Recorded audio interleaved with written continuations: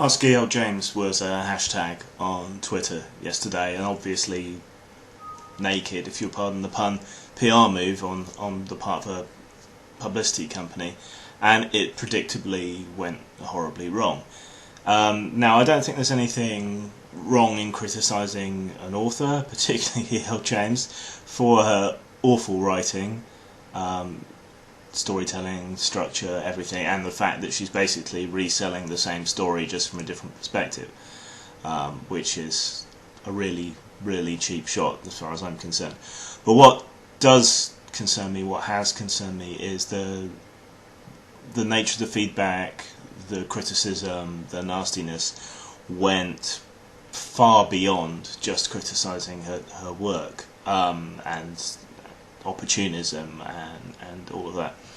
People attacking her work didn't stop at criticising her writing, they went beyond and they began criticising the fantasies and the sexuality that she has tapped into, or however much she has misrepresented the BDSM community, however much she has misrepresented DS fantasies, and presented an abusive relationship as though that were what these are. That's no excuse to then go and attack people's sexuality.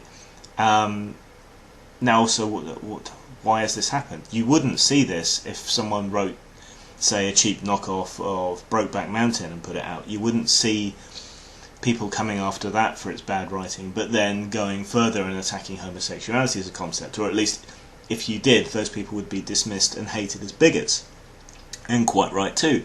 But somehow there seems to be some difference here in that people are taking her writing and her bad books and using that as a way to project criticism of BDSM and DS as a whole, and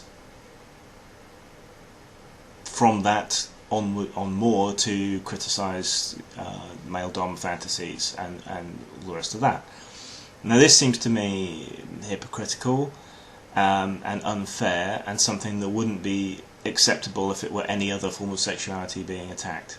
So, after all that long-winded speechifying, all I really mean is knock that shit off. You don't get to police other people's fantasies. You don't get to pretend that they are somehow real and dangerous, or that indulging in them is bad. You don't get to fuck, if you'll pardon the pun, with what people do between themselves, safe, sane and consensually in their own bedrooms.